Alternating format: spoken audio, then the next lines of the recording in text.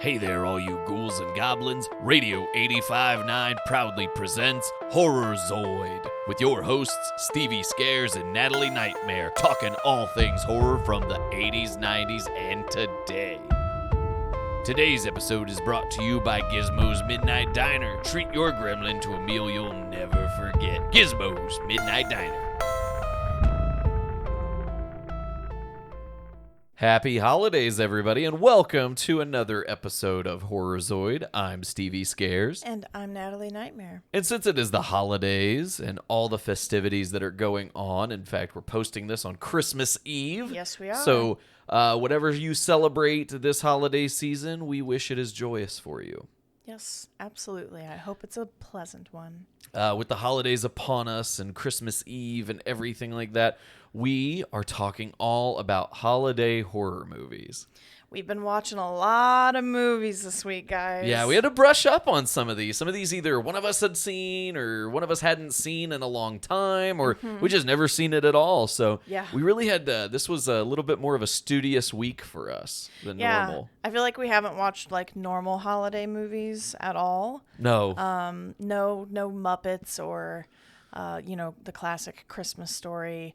Nothing like that. No Christmas Vacation this year. No. Yeah. Not even Love Actually. Yeah. Oh yeah. God, Love Actually. Yeah. We have not. We've missed a lot of our normal holiday regulars that we usually watch, and we've instead taken to some of our more horrific tastes for the holiday season, which is great because there are so many good Christmas and holiday horror movies that are out there. We were pumped, to brush up on some of these and get some of these, fresh in our minds again. It felt really good to sit down and kind of get some of these, get them nice and roasted by the open fire. It was a lot of fun. We enjoyed it a lot. So we're going to talk all about holiday horror this week. But before we do, some usual housekeeping stuff.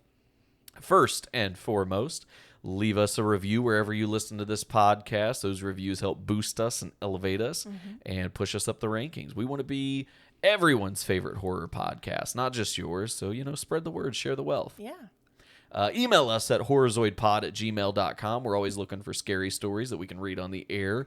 Literally anything spooky that's happened to you, send it our way. We'd love to hear about it. While we're on the subject of sending us stuff through email, you can also leave us a little voicemail. Wherever you're listening to this episode, there is a link in the episode description that tells you exactly how you can leave us a voice message. We'll play it on air. And as we said last week, even if you're shit-talking us. Yeah, we don't care as long as it's not like your weird confessions. That probably wouldn't make it. But if you want to shit-talk us or talk about horror, leave us a message. Yeah, because guess what? This is our show. So if you shit talk us, we're just going to sit there and shit talk you back, and you can't respond until the next week. I say we're just going to put you on blast, guys. Absolutely. We can't wait to put people on blast. Do it. Leave us some shit. We're ready. Also, in the link descriptions underneath where you're listening to this episode, there is one where you can financially contribute to the podcast. You can give us any amount of monetary value that you'd like. We're always appreciative of it. We will be launching Patreon next year where you can get on a more regular basis. But until then, feel free to drop us whatever you think is fair. We're not going to discriminate against anything. A penny, a million, we'll take it all. Yeah, looking at you, billionaires. Come on. Somebody's got to want to fund this thing. And of course, don't forget next week, we are doing the Horror Zoid Awards. Ooh, oh, it's so exciting! We were super pumped to do our trailer last week and announce it and let you guys know. It was a lot of fun. It felt really campy doing it. It was super campy, but that's what we love in horror, especially with these holiday horror movies. We're excited to talk about some of these. So don't forget, next week, Horror Zoid Awards, the best of 2022. Yes. We're going to give you all of our great awards, most what the fuck moment, most gruesome kill. We're going to have some very honorary awards. So it's going to be really special. I will be wearing a tux.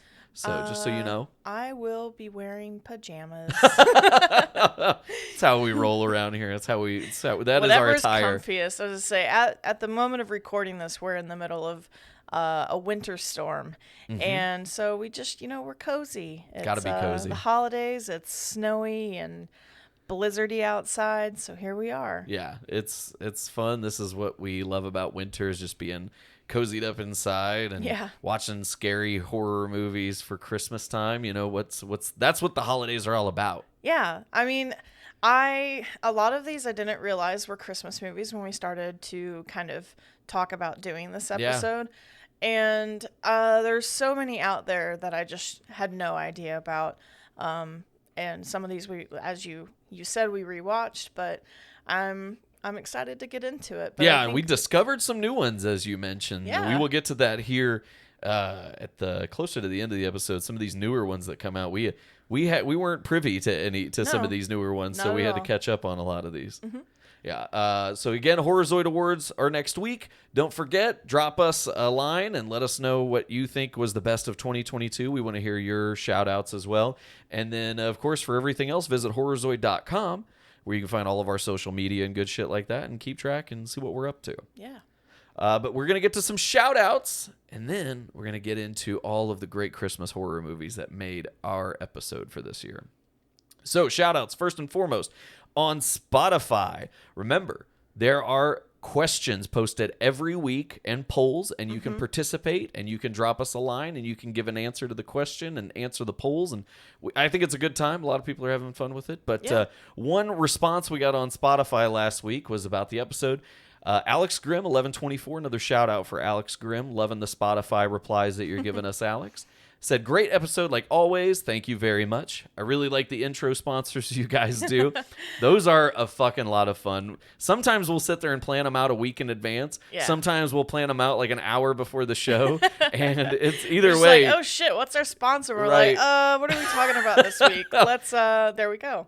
Right. Either way, it's a blast, and we have a good time coming up with them. So I'm glad that you're enjoying them, Alex. I'm glad everybody's enjoying them out there. And Alex said Evil Dead is their favorite movie, and it's always nice to hear people talk about it. Of course, last week we were talking about Cabin in the Woods. So Alex showing some love for Evil Dead. That was, like I said, to me, that was the quintessential Cabin in the Woods movie, so we had to talk about it. We had to hit our bullet points on that one. Absolutely. It's probably the most iconic out of all of them, other than, of course, Cabin in the Woods, because title alone. Of course. So we're excited to hear what you think about this episode, Alex. We're excited to hear what you guys think about this one in the future. So, yeah, don't forget, drop us a line wherever you're listening and give us those reviews, and we're happy to share all the info on the air. Absolutely. Some more shout-outs we got here on TikTok. We put out our usual question of the week. What's your favorite holiday horror movie? Not a lot of bites on this one. That's okay. Yeah. Sometimes the algorithm fucks you, and sometimes you fuck the algorithm. And this time it fucked us, and that's okay. But we did get a good stitch. Horror Girl 33 stitched our video to show us that her favorite holiday horror movie is Black Christmas from 2006. Man, I can't wait to talk about that one. It's Horror Girl 33. I don't think we're going to see eye to eye on this movie, but that's okay. That's the beauty of the horror film genre, is some of us love certain things about it, and some of us hate certain things, and some of the things we hate are some of the things you love. And also, if you're listening, Horror Girl, please comment and tell us why it is your favorite, because I feel like after we watch this movie, and I know we're going to get more into it later, I could see why this is somebody's favorite, but for very different reasons. Right. We will get into that more. Yes, I can, and you're not alone, Horror Girl 33. There are a lot of people who love Black Christmas 2006. Yeah. I'm just not one of them, and that's all right. That's okay. We'll get into that.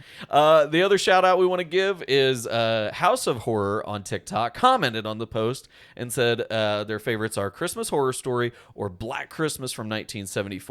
Now, Christmas Horror Story, recently Joe Bob played it on his Ghoul Tide get-together. We're old folks in our 30s. We couldn't stay up late to make it for the second movie. Plus, like, all the talking, and plus the really awesome commercials that were in the Ghoul Tide episode for the auction.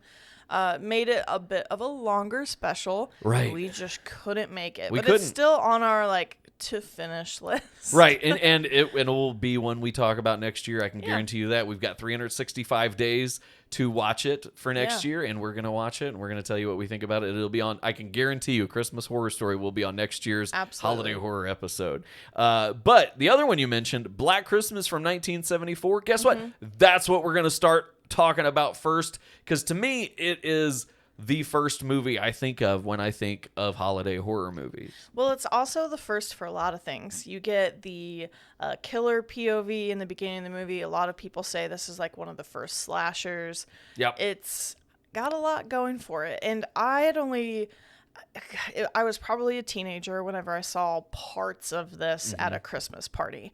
Most teenagers obviously aren't just be like, wait, I have to watch the movie and like not party. Yeah. So, but I remembered parts of it, and I remember kind of some heavy dialogue. But rewatching this was like, wow, because I hadn't seen it since then. I agree. Yeah, seeing it with a fresh lens and a new perspective. Oh my God, it Yeah. is. I was same as you. Watched it a while back. Didn't remember a lot about it. That's why I wanted to brush up on it before we did our holiday horror episode this week. And man, I'm glad we did, because there were so many things that I forgot about that movie, like the whole storyline that we talked about the abortion storyline. Yeah. Was of a girl saying, I'm not keeping the baby, Right. and him being like, you're gonna. right. Yeah. Here we are in 2022, and it was a huge issue, obviously, so it's funny, 40, 50 years ago, this movie was made, and it's still It probably relevant. ruffled a lot of feathers. It probably did. It still does, obviously. I mean, it's something where I Sure. could see a lot of people watching it nowadays and be like, oh my gosh, they're talking about abortions. Yeah. Yeah. And especially a lot of people aren't going to have the same, obviously, opinions as she does. Right. So yeah, it was very refreshing to watch a And movie from the right. 70s, and you see something like that or hear something like that. I know there was a lot of discussion about human rights, obviously starting through the course. 70s, and this is a movie from Canada as well. Yep. Yeah. And directed by the legendary Bob Clark, who, Yes. while we're on the subject of Bob Clark, oh my gosh, he also directed another famous Christmas movie. He directed A Christmas Story. Yes. From the 80s movie that takes place in like the 30s, I think it is, or the 40s. yeah, And something around there. yeah, something like 40s, that. 40s, 50s. Yeah. I can't remember. It's the movie where Ralphie, you'll shoot your eye out. You'll shoot your eye Yeah. out. You'll shoot your eye out. Yeah. The So one- no wonder yeah. the Santa in that movie is so fucking scary. I have it in my notes. It is one of when I was a kid, it was one of the things that scared me the fucking most. And to find out that Bob Clark also did Black Christmas, which scared the shit out of so many people. And to find Right. out that he did A Christmas Story and that creepy ass scene with that creepy ass mall Santa shoving the kid down the fucking And like slide. the angry elves that are like bobbing their heads. Come with the on, little hats kid. jingling. yeah, come on, kid. Come on. And she like kicks him down the slide. Ugh. Yeah. That was one of those movies, obviously, I watched every year. Yeah. It takes place in Indiana, Uh-huh, and that's where we're from. Right. So, naturally, I think my, grandparents, they were watching it, and then our family was watching it. So that's one of those It's I on grew up 24 with. Hours. Right. Christmas Eve to Christmas Day. Like if you're listening to this Exactly. episode right now, A Christmas Story is probably running. Probably at the running, moment. yeah. So just shut off A Christmas Story and listen to us. Yeah. But bullies aside, the Santa in that movie is terrifying. So it's no surprise that Black Christmas has a lot of really just kind of creepy perspectives and things, the way he True. plays with like the POV of Ralphie. Mm-hmm. You get a lot of, obviously the POV from the killer, but just the way this movie's shot is beautiful. The lights, everything's so glowy and just festive feeling. It feels like Christmas. Like I get a feel for how Christmas would have been in the 70s by watching the way Bob Clark filmed Black Christmas. Like he did it in such a way like you feel like you're in the house with all of the girls. Right. You feel like you're in there like watching this, like you're a member of the sorority. It's weird. Like he films it very intimately. Yeah, intimately is a good word for it. And 'cause Christmas you do. Story feels like that too, where you feel like you're part of the family. You feel like Right. you're part of Ralphie's family. You feel like you go to school with Ralphie. And I think that's why we all love those movies so much, Black Christmas and A Christmas Story equally. A lot of the credit goes to Bob Clark and how he shot everything to feel...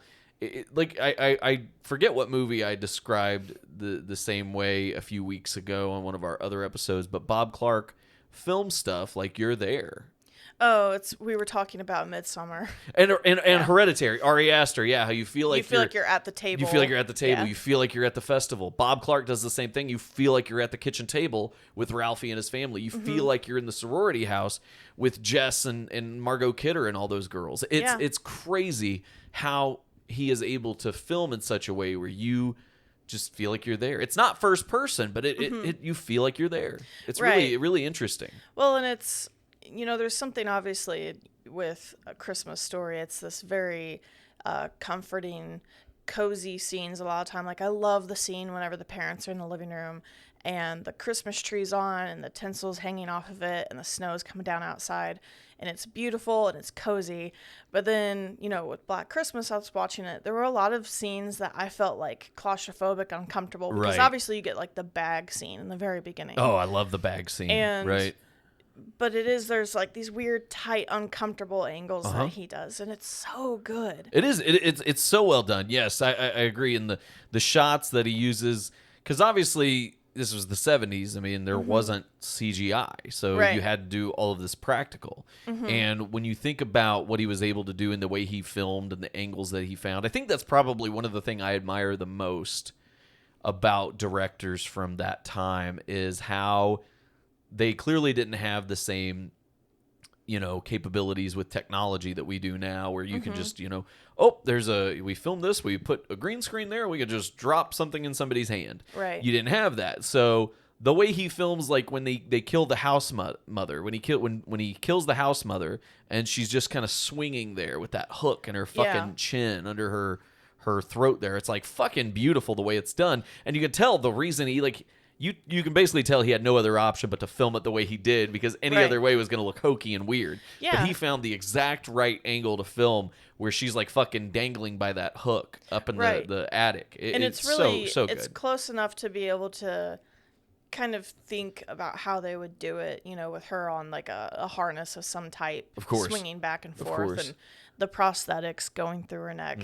But even, you're talking about the angle for her. I think of all of the scenes with Billy where he's starting to like come out of a door frame or something, and there's always this really good shadow play to not see his face. Oh my gosh. And really good angles for him like coming after people when it's not his POV is brilliant filmmaking. Like, this movie, whether it's the dialogue, the subject matter, obviously the tragicness of her dying in the beginning and her at the end of the movie still up in the attic. Nobody not ever found her. Yeah, it's like, Even after the fucking police like clean Yeah, everything out, the she's police are still there. up there. You know, Nobody fucking thought to obviously- go look for her. obviously there's still like gonna be an open investigation. Like, it's the first, big time the police are in the house is at Right. the end of the movie.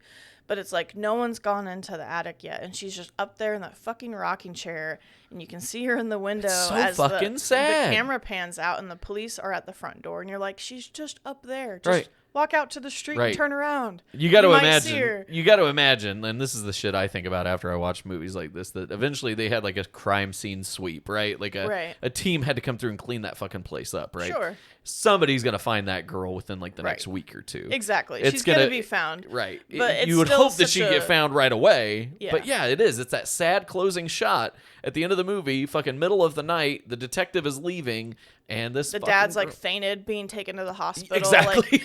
Like, like he still doesn't know where his daughter is, and it's really grim, and you're just like, yay, Right. Merry Christmas. Right, but you know the dad has to know that she's dead because Right. everybody else Everybody was else dead. was Right. dead. It's like Exactly. he knows, but he's got this extra delayed reaction. It's so fucked up when you think about it in It the end. is. Like, It's a heavy movie. it's a heavy movie, it's a tragic movie, it's very bleak, but I love it. And like the fucking phone calls are just like one They're of scary. they're so scary. One of my favorite parts of the movie is See, and the phone calls is something that, we also kind of rolling into the next one. We watched Black Xmas, or Black Christmas 2006, Mm-hmm. however you want to call it.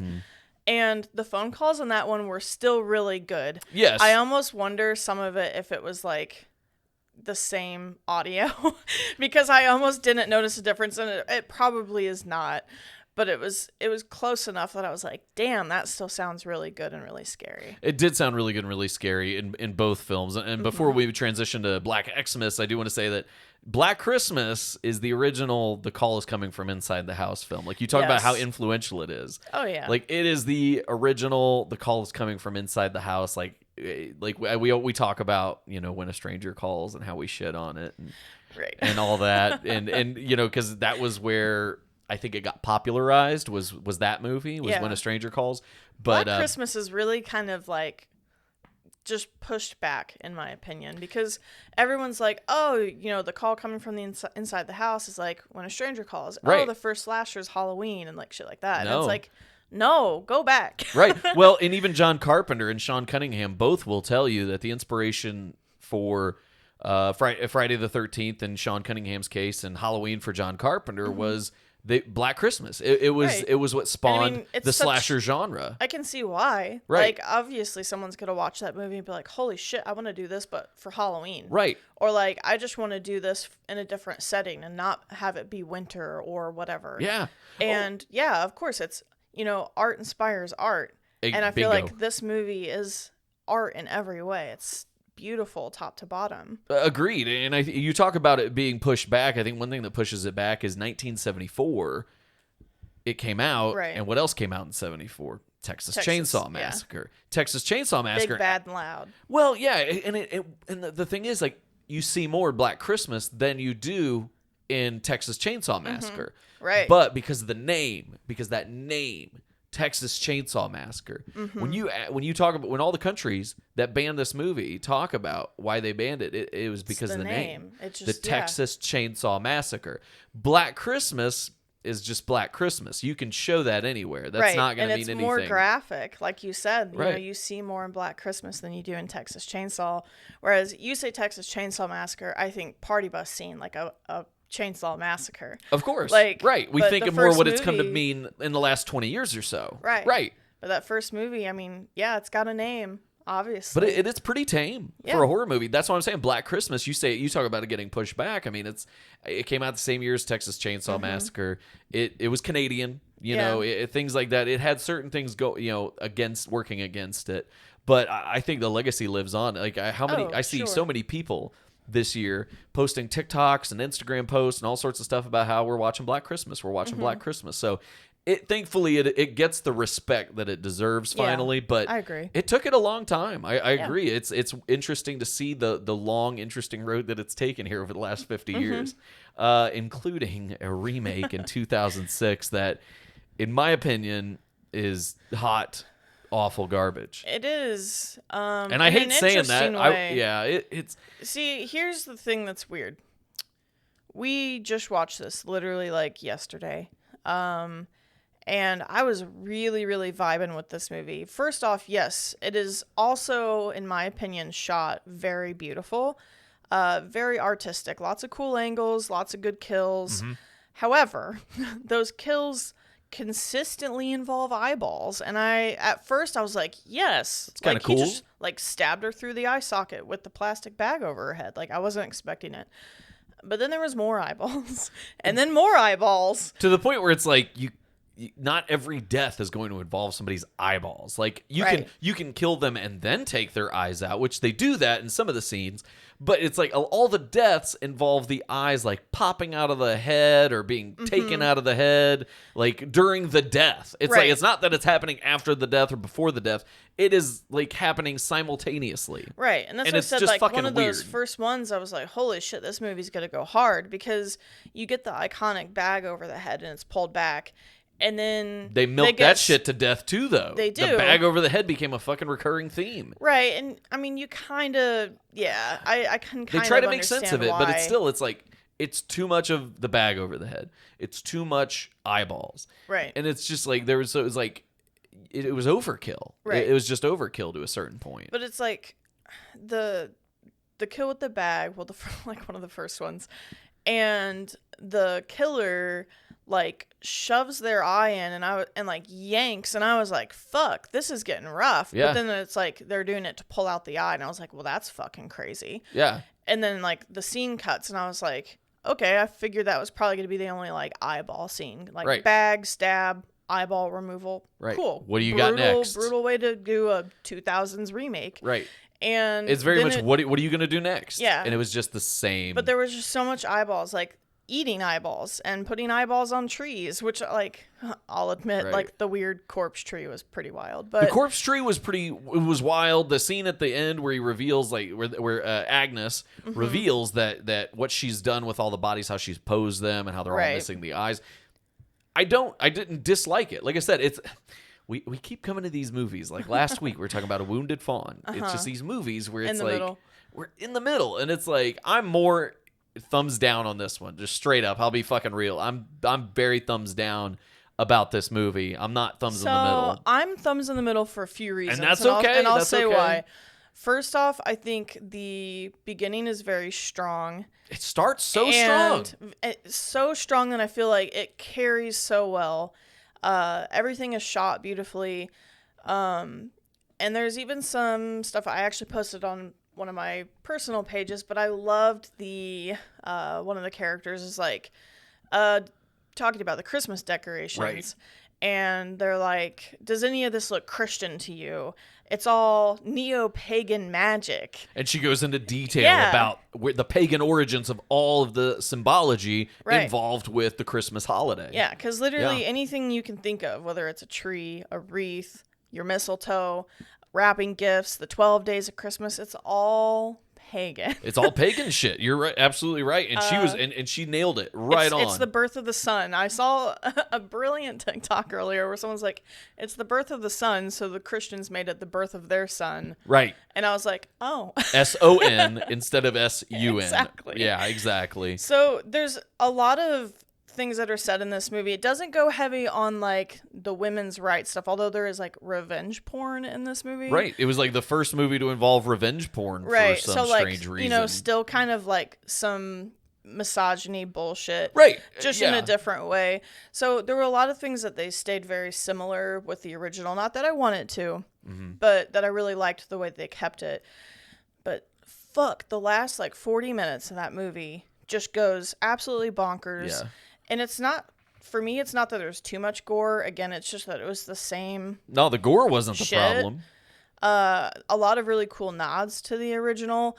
But I think the biggest thing that for both you and I, where this really kind of went more towards your thumbs down and more for me in the middle, is that it wasn't just Billy. There's two killers. And it's like his daughter's sister. Right, because there's this whole fucking... They try to give Billy a backstory in this They give movie. him a whole ass backstory. They give him a whole ass backstory where he's basically an abused kid, like literally abused, like sexually Multiple- assaulted. yeah. It's like, so trigger Multiple warning if you're gonna go ways. watch that movie. Yeah. He's an I was going to say, yeah, heavy trigger warning. heavy for trigger this warning. movie. It does deal with SA and all sorts of that stuff. And yeah, But, SA, incest, it's all there. Yeah, but he's a victim of abuse, and of course there's a product of the abuse, his daughter, sister, relative person, Agnes. So they gave a second killer, and I don't so much mind. I didn't so much mind that they had a second killer, as much as I didn't like the way they went about it. Right. Yeah, And it's like, I yeah. understand that those things are unfortunate, something that can actually happen. Like you're those right. things happen. I don't like it a lot of pretty much ever in movies when they take something like this and they make them a villain. It's kind of like how in Barbarian, Right. I was very like, justice for Mama. Right, and Mama is portrayed more sympathetically, in my opinion, in Right. Barbarian than Agnes and Billy were portrayed here in Right. Black Xmas. And I also didn't like that a male, I'm not going to assume, a mask presenting person plays Agnes. And I feel Yeah. like it just, there's something about this character, the background and the way that they're portrayed as an adult that I don't like. It feels insensitive to me, and I just don't like the idea of taking something so traumatic and making it a villain. Right, I can't pinpoint it 100%, but there are so many elements of Agnes that just seem wrong. Like I said, Right. two killers didn't bother me, but the way they came about creating Agnes, her whole conception to death of the character is just If awful. it had It's just fucking been his awful. sister, like... If it had just been a sister or you know, his daughter or anything. His if it had- mom like has the like her husband killed basically and runs off with another guy. Right. So if she had just had a kid with this other guy, Yeah. and it turned out to be evil, just like Billy, like I would have loved that. Be like, oh, she could only spawn like That would have been evil fine. children. Yeah. But it's the fact that you add in these They had to go horrific things to create a villain. Yeah, sexual assault and incest and Right. a person who's literally just- an inbred human being. Yeah. It just put me off too much to really. I feel like to have so many other things in the movie, especially in the original, that are, so like proactive, I guess, with the way the dialogue and the points are. I just felt like this really brought it back for me. It did. It took a step back, and with like I don't understand the whole fucking concept of why Billy had to have yellow skin. Like, what was the fucking what was the fascination? Like, I understand his eyeballs being a weird pigment. I understand like stuff like that, but the skin, like what the fuck? He was like yellow, like jaundice yellow. He was literally jaundiced. And I was like, this kid wouldn't survive if he had a no, liver issue. like I just don't understand like why. Like there were just some interesting choices there with Billy that didn't make Yeah. sense. The creation of Agnes didn't help, and I'll tell you what, I've told you about this. Tell me about her. So I found, like, you guys heard me say fuck Jason Clarke. Well, I found the female equivalent of Jason Clarke for me, and it's Katie fucking Cassidy. Who I think is even worse than Jason Clarke, honestly. You know what? That's the only remotely positive thing I'll say about Jason Clarke. Yes, Katie Cassidy is worse than Jason Clarke. But fucking A, like Katie Cassidy, and I have scientific fucking evidence to back up that she's a terrible actress because she's in Black Xmas in 2006. Literally that same year, she's in the When a Stranger Calls remake. You've heard us complain about that one. I Yeah. won't go on about that one again. And then you heard us complain about another remake, the Nightmare on Elm Street remake, and she was fucking in that too. She's a ruiner of Scientific things. fucking proof that she is a terrible fucking actress. 3 remakes. Which They is gave her sad, 3 'cause fucking remakes. Black And she Xmas fucked them all. also has great supporting actresses in it. That should not have been the supporting actresses. Right. That should have been the main actresses. Literally, you have Michelle Trachtenberg, Mm-hmm. fucking from Buffy the Vampire Slayer, Harriet the Spy, like fucking duh, Mary Elizabeth Winstead. You have fucking Ramona Flowers. Who should have been the lead. Right. I'm just going to say it. Right. I should. You know what? Fuck. You pointed out the fact the other night when we were talking about it. You're like, the movie got worse after her character died. Literally. And I believe that. That's the turning point in the movie. Mary Yeah. Elizabeth Winstead's character dies. The movie goes to shit because then you have to rely on Katie fucking Cassidy Yeah. and her terrible fucking acting for Yeah. the rest of the movie. And her heavy breathing. Oh, what heavy breathing? What heavy breathing? It was just fake. Oh my god! Oh my god! I think the card's coming from inside. It's fucking She's awful. awful. She's the awful. worst. So yes, Black Xmas. I don't mean to shit on it too much because obviously we have some people who told us they loved it, and I can understand, like And Natalie I can said, see why. we can understand why you love it. The symbolism in the beginning where they point out the differences and the similarities between the Christian and the pagans. Mm-hmm. I'm fine with them giving Billy a backstory. I mean, we're two people who sat here and said we love Halloween Yeah. 2007, where they give Michael Myers a backstory. The Having backstory Billy wasn't take the a problem. backstory wasn't a problem. Like I said, I think the movie entirely is shot really well, and I like a lot of the cast. I like a lot of the dialogue, but then you have a lot of really bad dialogue, and you have just some questionable, weird shit that happens towards the end, and some scenes that go on for just it feels like too long. Way It too kind of fucking drags long. at the end. Way too fucking long. There's another movie on this list that we're going to talk about here in a few minutes that does the same thing, where the shots just went on way too fucking long. Yeah. I don't know why these directors think that's a good idea, but It is no, a weird one. It was a weird one. So Black Xmas 2006. On a more positive note, we're going to take a step back to the 80s here when the world was good. And in 1984, another Christmas horror movie got released that we fucking love. It's called Gremlins. Fucking love Gremlins. And we mentioned this a couple weeks ago when we were talking about PG-13 movies, and Gremlins was one of the first One of the PG-13 beginners, movies, yeah. along with Indiana Jones and Temple of Doom. Those movies created the PG-13 rating. But Gremlins, like I said, we were going to talk about it more because I needed to go back and watch this one, and I'm so fucking glad we did because, man, Yeah. this is... I forgot some of the wild shit in this movie. Stevie watching this was really fun because I had seen it like a few years ago. I watch it a lot more frequently. But yeah, we hadn't watched it in a couple of years, and you hadn't seen it in forever. Forever. And there were a lot of things that you just completely forgot that I just completely remember. I forgot about the old bitchy lady who like harasses him at the bank at his job. It's like, I'm gonna kill your dog. yeah, I'm gonna kill your fucking dog. She's like, awful. Yeah, like she literally walks into the bank. She's like, "Give me your dog."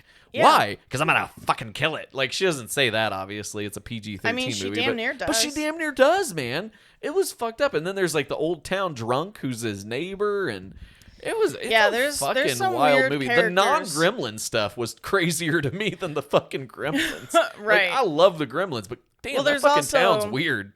So you have the dad in the movie who's like an inventor, Oh my but God, clearly that's so not a much good fun. inventor.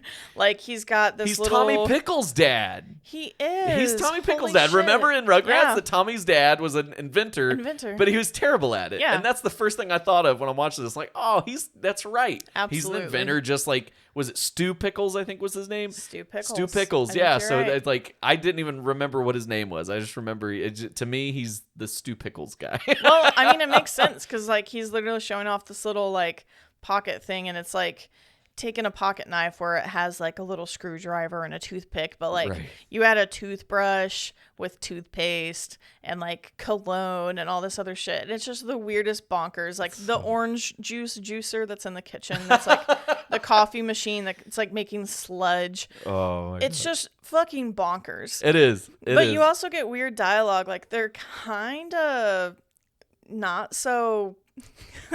It's one of those moments where we had the stop saying stuff like that. Yeah, it's not PC because this was 1984. Right, and the guy goes Yeah. to Chinatown, and I'm Yeah. just gonna say he says some things that aren't like off the wall, but they were Right. definitely more acceptable things to say in the 80s. Yeah, it was still insensitive. Like he wasn't Very going around. He much. wasn't playing chopsticks on the piano, and he wasn't. Right, he wasn't yeah. doing a Disney movie. Exactly. He didn't do a full But Rosie O'Donnell. He was some of the stuff he says. Yeah. It's very insensitive to the Asian culture, especially Very. in the lens of watching this in 2022. Right. And but also watching it again makes you realize just how annoyingly privileged white people are, because he's like, I don't care if it's not for sale. I'm going to buy it anyway from your son. And then he like buys this little fucking mogwai and takes it home, doesn't know shit about it. And he's just like, oh, I'm a white man with money. I can do this. Yeah, he literally just tells his son, he's like, "Oh yeah, they told me, don't get feed it it wet, after don't feed it midnight. after midnight, No. just some shit like that." But it's like fucking like using English words. It's a living creature. Yeah. It is literally a living creature. And yeah, I And- forgot about the whole fucking detail that they actually said words.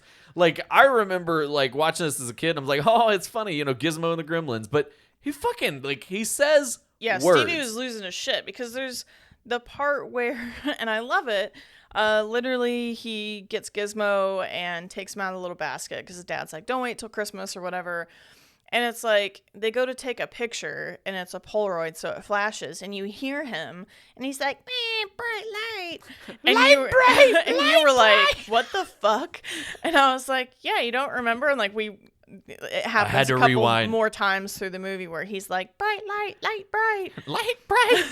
Fucking. But it's also I like, was shook watching that. I'm like, oh my God. I straight up, like, I don't know why. I totally had a Berenstein Bears moment where I was like, they don't fucking talk.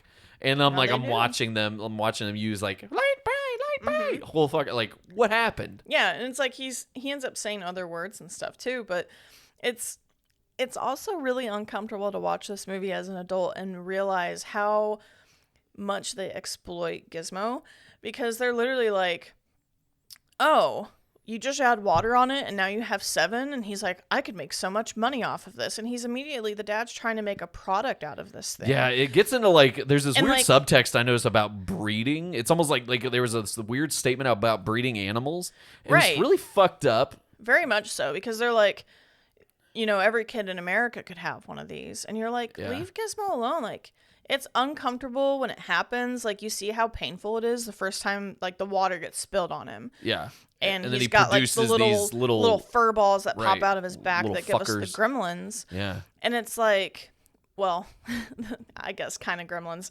But it's like, there's that, but also he takes them to a lab and just, like, they leave the one there with a scientist. Yeah, and the they scientist just is let him really, start like, poking around at him. yeah, and it's like animal experiment. Like, it's got some kind of heavy shit when you Yeah. watch it. It's like if you watch this as an adult and you don't feel kind of uncomfortable, there's something wrong Like with you should be rooting for the Gremlins because they're the ones being like it's very exploitative the way they're handled Yeah. because it's like in the end when the Gremlins like go fucking bonkers and lose their shit and stuff, it's like, can you blame them? You literally just flippantly were taking them and giving them to fucking people and Right. selling them and just like, here, fucking pour from water. a guy who said Yeah. that you're not responsible enough to have it. It's not for sale. Right, Like pouring it was fucking safe. water on them just to make them reproduce. When you were told not to get water on them, it's very fucked up. And Yeah, I it's remember, uncomfortable. I remember watching this thinking like, I don't remember all of these statements that the movie was making. But yeah, it's brilliant. Again, Joe Dante, we love Joe Dante, so Right. of course, he was able to produce something that was just brilliant. Well, and the Gremlins are so scary. Like they're cool little puppets, and I love it whenever you see like their little like poles on their little puppet hands and stuff in the movie.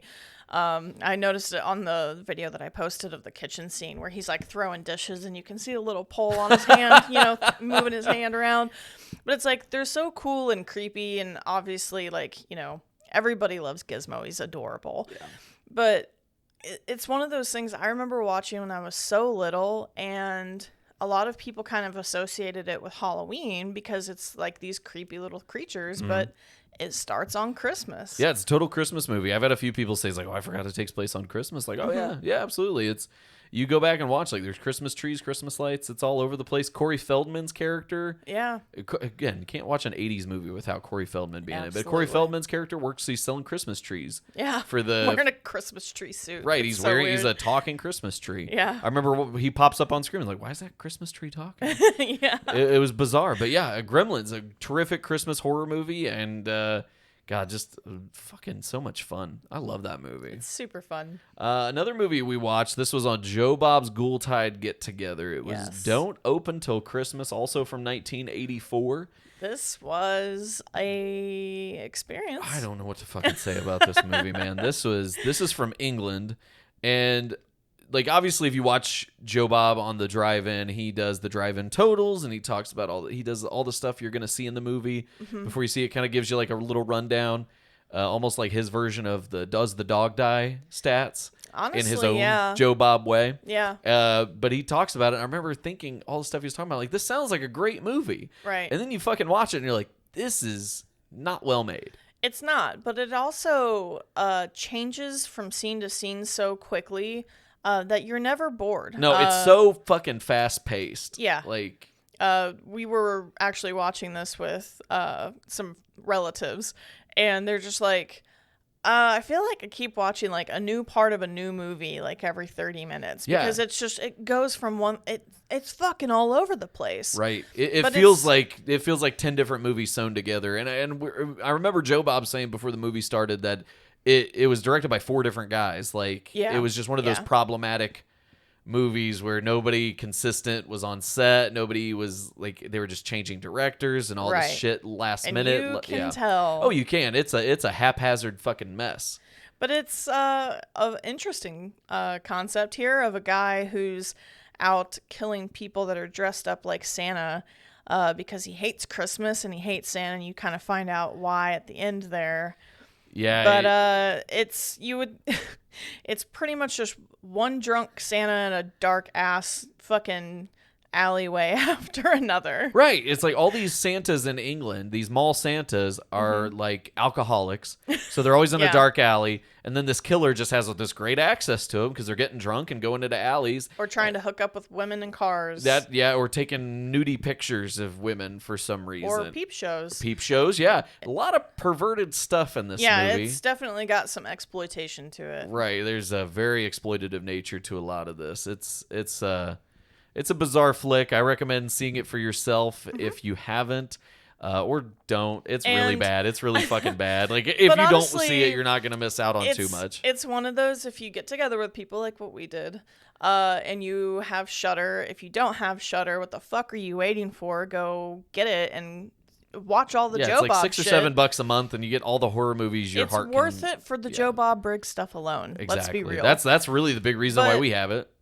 That's one of those things is I love watching movies like this on Joe Bob Briggs because not only do you get to learn about the movie and the people that went into making it, but it's also just fun hearing their commentary on the movie in Oh, between the breaks. Joe Bob he's so insightful. He has so much wisdom to impart on the world. And then you factor in Darcy and all the fun that they have together and all the little shenanigans, little sketches and stuff that they do. It is an absolute hilarious fun time. And Yeah. it's worth the Shudder subscription alone just to watch Joe Bob every week.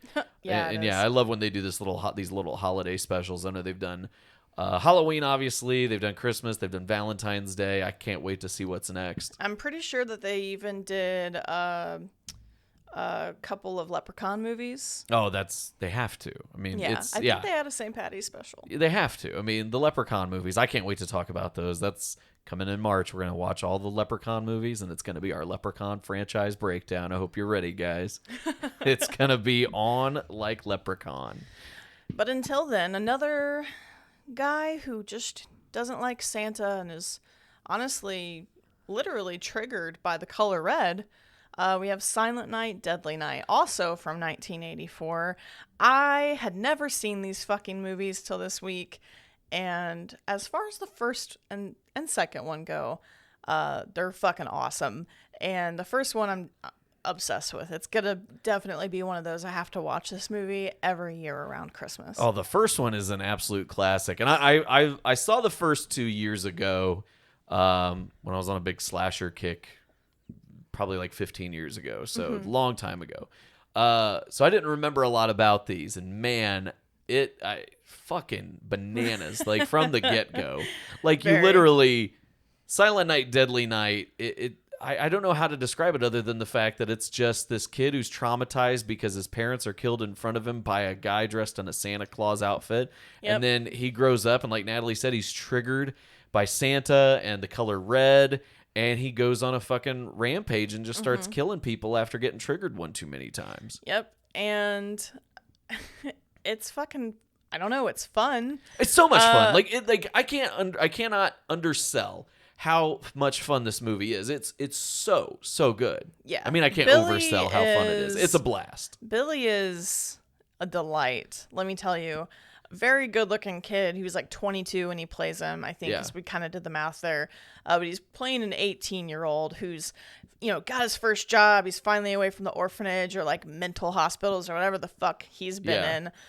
Looks like he's finally getting his shit together. Yeah. You're happy but then it's for him. Christmas time. Yeah. And he starts to change and be a little bit more kind of zoned out, like in his own world.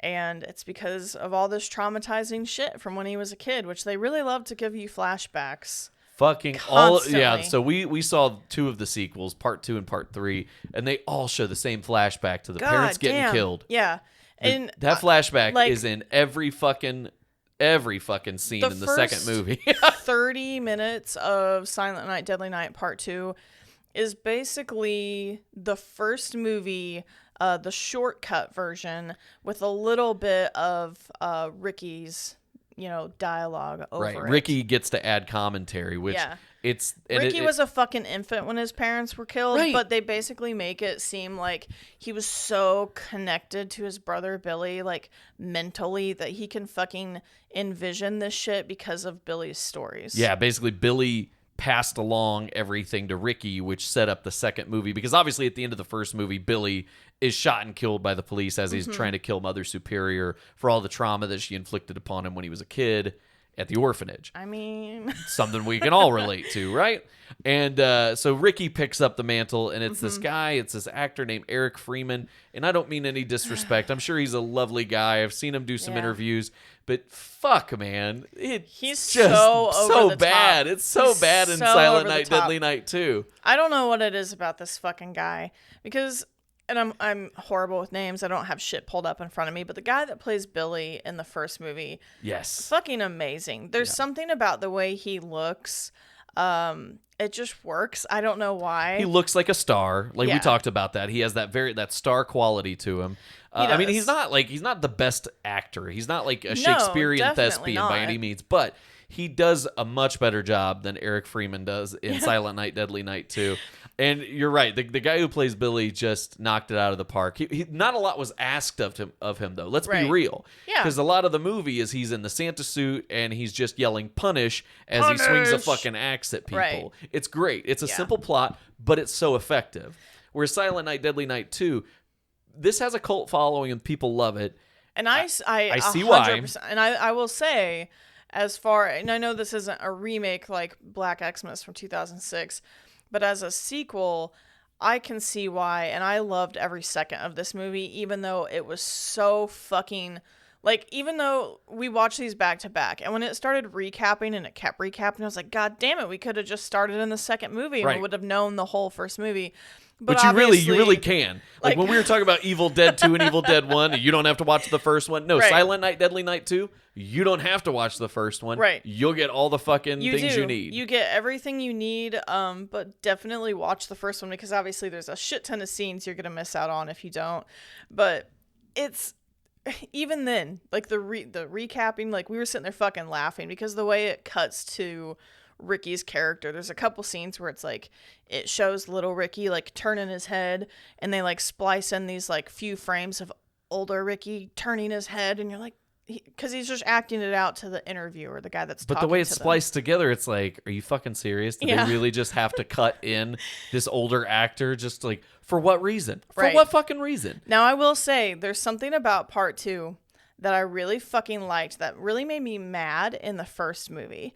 So in the first movie, when he's working at the store, there's a beautiful girl that he works with. She's very charming, very sweet. And then there's like the douche guy that like they're kind of, I don't know if they're dating or they're just interested in each other. But there's the scene at the Christmas party where he goes back to find this girl and the other guy because he thinks that they're probably going to be having sex and that's naughty and they need to be punished because that's the mode he's in.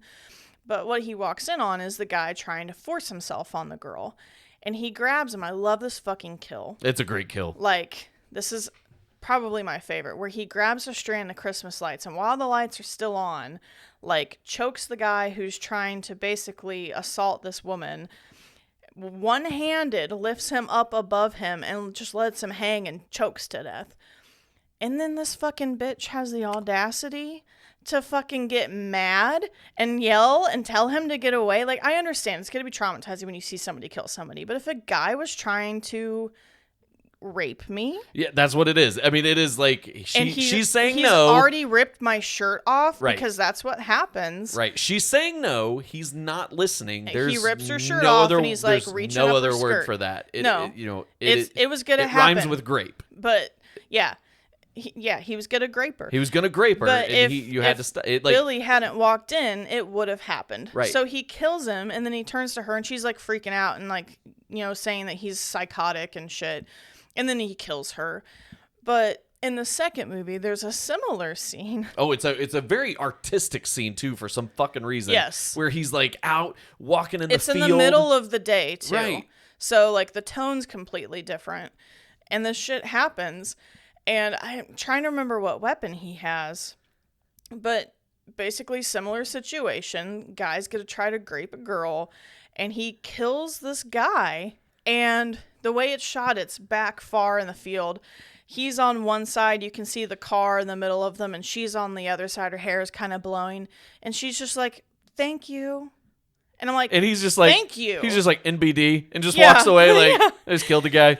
And But I loved let's- that yeah. because I don't know, as a woman, I'm sorry. If a guy tries to do that to me, he's not going to make it to the next day. Right. There's not going to be a court Right. date for him. No, exactly. And, But and with this situation, Ricky I'm like, makes sure there is no court date. right. And I'm like, thank you, Ricky. Right. You forget though that you leave out one big detail, and that comes right after he has this very weird dialogue scene, or monologue, I should say, because he's narrating at this point, and he says, he's like, life gets pretty hard when everyone around you gets dead. Yeah. That's life. Yeah. That's what he says. That's literally his. Like, I don't think I got it exactly right, but I'm like 98% close. That's what he's saying. He's like, life. He's like, it's pretty hard when everyone around you gets dead. Yeah. That's life. So what the fuck is that? It's like, no, Like, what? I don't know who wrote this, who got paid to write this. That's the fucking thing. And people got paid to make this movie, and it you're still looking at it takes, like shit. place, like the scene is still this like sunny, happy field. Right, it almost It's looks like a so Disney weird. movie, like Yeah. like there's like because it's in a field. You have like the waves of grain. It's very Americana. It's very Norman Rockwell, and then But you do get the Santa scenes. Like, it does get kind of Christmassy, but very minimal compared to the first movie, which is very in your face. and then of course the third movie gets even less Christmassy than that, but it still is in the same canon. So Silent Night, Deadly Night 3, we watched this one as well, and I watched this purely because it had Bill fucking Moseley in it, and Right, I look. never knew that. If Bill Moseley's in the cast, you've I'm learned it. watching If you it. learned anything about us from the Rob Zombie episode, Yeah. we have to watch anything with Bill Moseley He's in it. my And guy. then we find out he's playing Ricky. Like, Right. Like Bill Moseley gets cast as Ricky. Now, one thing I will say about this one that probably makes me like it better than Black Xmas as far as like campy horror remake sequels is the fact that Bill Moseley does a really good fucking job of being the slasher.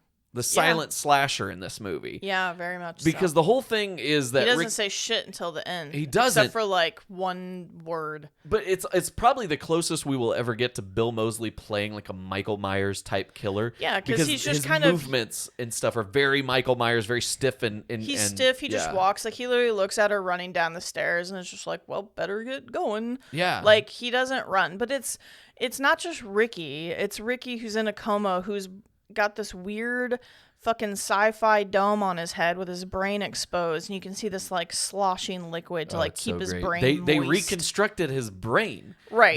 They did something to reconstruct part The of his brain. science scene in this movie where the guys like, well, this is what we did, is so fucking off the wall that it makes this movie amazing. Right. Because they're like, we reconstructed his brain, and we're using this girl who can't see and putting her in a dream state to try to reactivate his memories. It's like they're Frankensteining him, literally. They make Ricky a Frankenstein, Right. and that Frankenstein is played by Bill Moseley to perfection. Yep. And it's just so well. But this is the one I was talking about when we were talking about Black Xmas, where the scenes go on way too long, and they're just like so strange. Oh my God. Silent Night, Deadly Night had these scenes where you're like watching things. Like, I think there's This movie could have been 30 minutes shorter. because of these just shots that dragged on. Like, there was like people looking at like in a doctor's office looking at fucking paperwork. No, for no, an extended period Let me of fucking interrupt time. you here.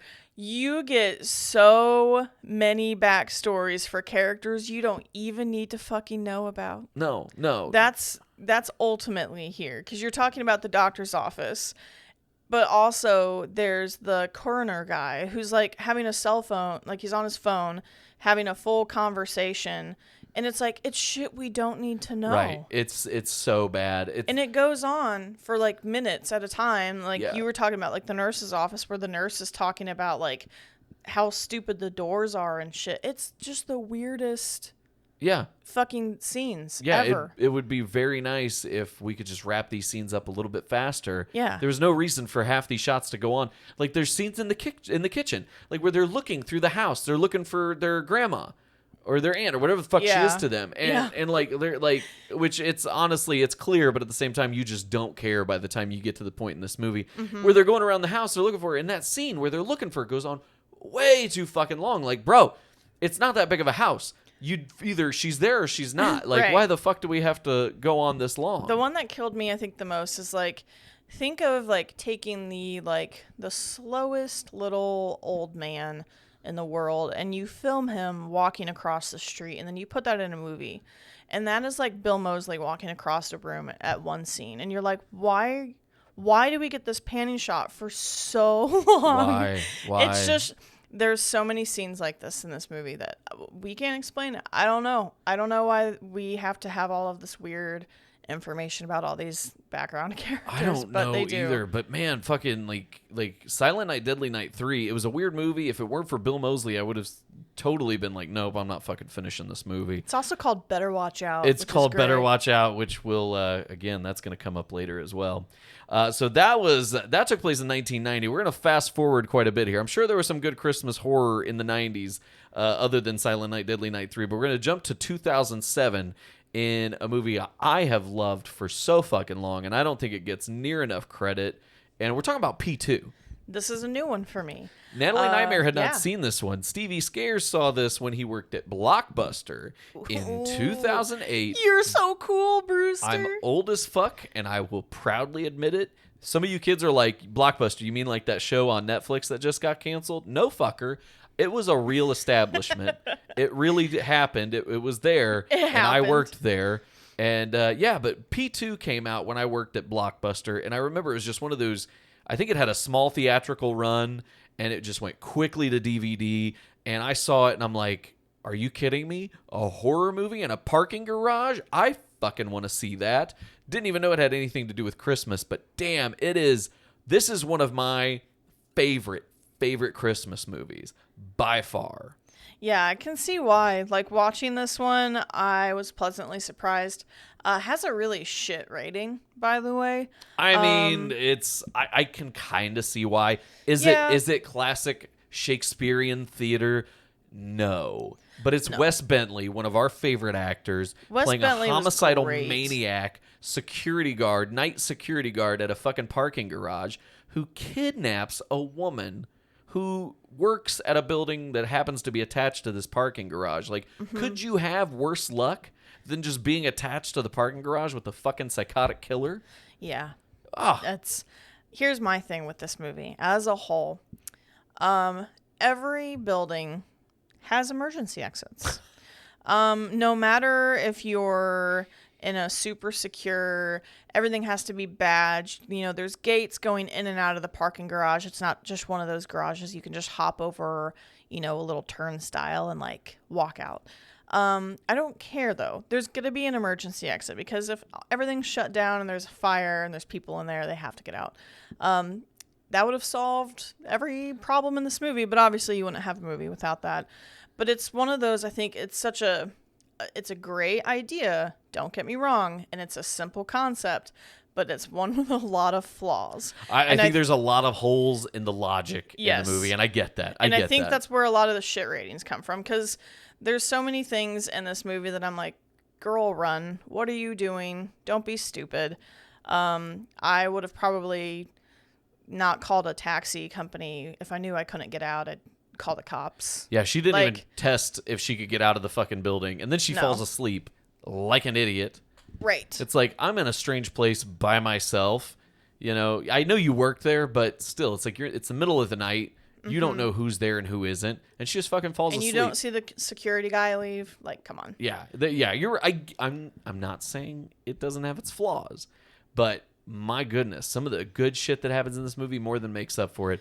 Like the tension. The tension that happens, like when she first wakes up after he knocks her out, and they're back and forth and their dialogue, like they're acting more than makes up for the shitty flaws. It's like it's like the opposite of Black Xmas in the sense like Black Xmas was a good idea but poor execution on the acting. P2 is not the greatest idea, but you had good acting that made up for kind of some of those flaws that you were talking about. I agree. You've got a very minimal cast. For this movie. Yeah, mainly two actors. Right. And they're so good. And they're very good together. I think she does really well at looking terrified. I know that sounds really weird, but she does look like distressed. It doesn't look like she's just like kind of like, oh, woe is me. It's like, no, she looks fucking traumatized, realizing this man has changed her clothes, put her in a dress, and cuffed her to a chair to eat dinner. But I will say, I did have to laugh because obviously his character, his name's Tom, right? Yep. You know, he's a fictional character. Wes Bentley is not, and I think he's beautiful, and I love him. So obviously, I loved this character. He's a I can fix him type character for sure. It's literally what I said as we were watching. Is I looked at you, I'm like, I can fix him because I love the dinner table scene. I thought it was it's unnerving, but it's also funny that he's trying to gaslight her into be like. No, like really, like look around you. Like I have Christmas decorations and I made food and we have really good wine. Like the table's set. Like he's done all this for her and like I had to make the joke. I'm like, you did all this for me. I love the little like tit for tat that they have when she's like, my boyfriend's gonna be looking for me. He's like, you have a boyfriend? I don't even seen him. Right. She's like 2 years. Oh, you guys should be married at that point. Well, he's more of a fiance. Just like that whole fucking back and forth that they have, it's like, you're He's- right. They have great chemistry, and he is a very intelligent, in my mind, he's a very intelligent killer. Yeah. I think the problem, like you said, is you don't want the killer to be smarter than the victim. I think it's why like when we talk about some of those shitty sequels from the 80s, like Friday the 13th, why we shit on them so much is because Jason is always so much smarter than these fucking Right. idiot teenagers that he's chasing and killing without Yeah. fucking any problem. So it was kind of one of those, like, Wes Bentley has more charm and charisma than your average slasher, but at the end of the day, it was just another kind of routine fucking slasher. There wasn't anything truly unique about it in the long run. There was and enough no. to hook Like, me, yeah. but yeah, there wasn't enough to hook a broader audience, I think. Well, and a lot of what I was seeing for like the people who didn't like this movie was they're just like, oh, it's been done before, same old cat and mouse shit. But it's like, I can kind of get that, and I understand that there was a lot of delivery where he seemed really threatening and intense, but then he seems not so much. It's like he kind of slips up a little bit on like holding that character, but at the same time, you can gather how absolutely fucking unhinged this individual is, that it's kind of like one of the specifics I will say is that someone was like, I didn't like the way he reacted when he finds his dog. Because she kills it, basically. I don't blame her in this situation. If yeah, you it's stick a a does the Rottweiler- dog die? The dog Right. the dog do if, die. The dog and do die. brutally. But it's like, if you sick a Rottweiler on me when you've been trying to kill me for hours, I'm sorry. It's gonna You happen. don't leave her with But a lot of options. Also, it's like you have this guy who's clearly lonely, who said he's lonely, and who's only had his dog in the security office. And like, I would honestly kind of feel a little weird if you'd see a killer like him just be so heartless about his dog dying, because he's not heartless about anything. Like, he's very passionate about everything. He's just fucked in the head. Well, I mean, we see it with Don't Breathe. I mean, he's very, he's a psychotic fucking asshole. But he's attached to his dog. But he's attached to the dog. He Right. I mean, it's like sociopaths aren't, there's sociopaths and there's psychopaths. Right. And sociopaths feel nothing. Psychopaths almost feel everything and feel too much. Right. And I think that's the difference that needs to be made here is like the blind man from Don't Breathe and Tom from P2, they're psychopaths. They're not Right. sociopaths. And I never once got the vibe that he's a sociopath. So Right. maybe the person who thought, oh, I don't like the way he reacted to the dog dying, I think they misunderstood that part of it. That part didn't bother me. It's more so like what you talked about with the logic of that building's going to have emergency exits. And Right. why would you not take this opportunity to run? Why would you not take this opportunity to kind of flee? Yeah, she has a lot of Right. chances, especially for me when the dog was still chained up, that you didn't, like, kind of go for it. You pointed out that there was an exit in the rental car office that she goes to, and Right. nobody tries to take that exit. No. Nobody even thinks to look at the exit. Yeah. And it's a like little, I think there's like two exits. I think he pushes on one of them, but even then, again, I'm sorry. There's still going to be like There's more than that. There's Yeah. more than that. There's more than just Yep. a gate, being pulled down. Like, why are there no openings on the second and third floor at all? Like, different shit like that. Yeah. One of the great mysteries of P2. Moving on, this is probably Natalie's favorite Christmas movie. Not probably, it is. It is Natalie's favorite Christmas movie. We have to watch it every year, and I am happy to partake because we're talking about Krampus from 2015. It's the best movie, and I will die on this hill. It is so good, and I absolutely have fallen in love with it because of Natalie's love for it. And it's Michael Dougherty. Hell yeah. And if you don't know who that is, it's the director of Trick or Treat. Also my favorite exactly. Halloween movie. it's Natalie named it her favorite movie of all time. So so Natalie put that at the top of her list, and it's no surprise that Krampus is her favorite Christmas movie. But Michael Dougherty brings a lot of what made Trick or Treat so successful. He brings that to Krampus. Like, it feels very much a spiritual successor. Like, Michael Dougherty's just running down the holidays. Before he got tied up with Godzilla, he was just kind of running down the holidays of like, what can we make these holiday horror movies about? Absolutely. Maybe he'll do Valentine's Day next. I'd love to see that. Hey, I'm down for anything. I think it'd be cool to see Killer Cupids in Michael Dougherty style. But yeah, Krampus. So obviously takes the legend of Krampus, who's literally the opposite of Santa Claus. Yeah. He punishes boys and girls who are December evil 6th comes around. It's Krampusnacht. Krampusnacht. He goes out and punishes the bad little kids. But, obviously with this movie, it takes place on Christmas. So it kind of shifts gears there. But this movie has, first off, one of my favorite movie openings of all time. Probably, the Black Friday shopping? Yeah, probably like any movie. Terrific. Holiday, not holiday. I love this opening because I hate capitalism. Yeah. And yeah. I hate consume. And, I can enjoy sitting at home being cozy and just being happy on Christmas. And I don't have to have big screen TVs at Black Friday sales. And it plays a song, a nice, pretty Christmas song, while you see all these people pushing through the doors of a store and pushing each other down and like hitting employees, hitting people, snatching teddy bears out of little girls' hands, fighting for TVs.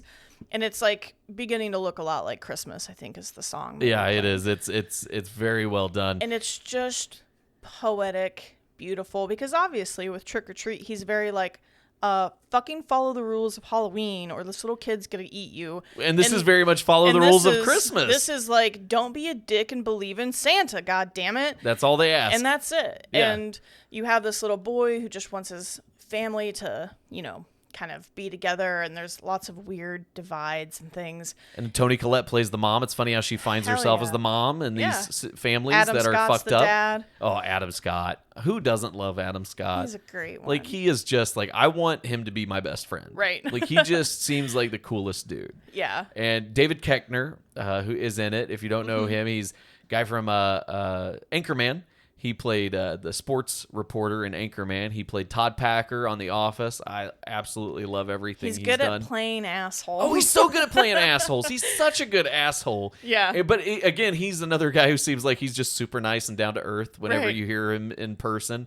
But yeah, David Koechner does a great fucking antagonist. He's just this super right-wing guy who's into big trucks and big guns, and Yep. the wife should be in the kitchen, and I'm gonna, I wish I had a son, so I'm gonna take my 2 daughters here, I'm gonna make them like they're sons of mine. Yeah, and then he has like a makes son. them into sports and Right. stuff like that. Yeah, it's a very fucked up dynamic. It's so fucked up, the And dynamic between that family. But it's you're absolutely something- right. Yeah. Something that kind of comes out. You have the little boy, Max, has his letter for Santa, and kind of, there's all this family shit that happens, arguments and stuff, and basically these 2 girls, the cousins, get the letter and start reading it at the dinner table and start realizing how sweet it is, honestly, because he's hoping for like good things for his family.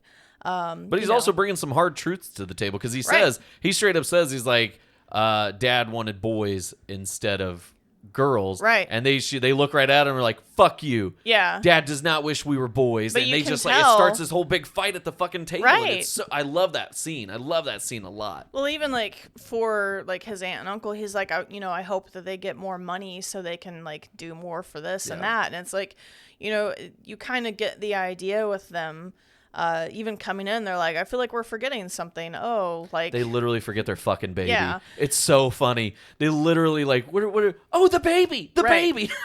And of course, you have the grandma or Oma, who speaks a lot of German, and she's making cookies and stuff for Christmas. And I love the line where the dad's like, don't work too hard. I bought cookies at the store. And she kind of gives him that look like, I just spent all day baking cookies. I've been baking all day, you asshole. Be grateful. Right. Oh my gosh. They're all such dicks in the beginning of the movie. They are. And I They're love that horrible. they and they're the And you get Aunt Dorothy, that comes along with them, and she's all like, "You couldn't tell me that she was coming." And yeah, the late she's great got Conchata Farrell plays. She's got the great line where she's yeah. like, "Looks like Martha Stewart threw up in here." Oh my god, I love when she's like, "All right, guys, we're gonna learn how to make fucking some alcoholic like drink, peppermint schnapps. peppermint schnapps." Yeah, we're gonna. Whatever. You guys are gonna learn what peppermint schnapps is, and Yeah. I love it. She's terrific. It is really it's as good of a comedy as it is a horror movie, because there's some like the horror elements are fucking scary. But it like makes when you you see, like want to appreciate your family. it does. It's a great message. It makes you appreciate the value of family and your Yeah. loved ones around you. But again, the horror of it, because we are a horror podcast, Yes. the horror of it is fucking unreal, because that scene where their daughter leaves to go to her boyfriend's house, and you finally get the first glimpse of Krampus and how fucking massive This scene lives he is. rent free in my head. Oh, it's so good. And he's jumping from house to house as she's trying to outrun him. It's so fucking well done. And I gotta say, Michael Dougherty, one of my favorite things that he does is he's so good, and it makes sense why they gave him Godzilla.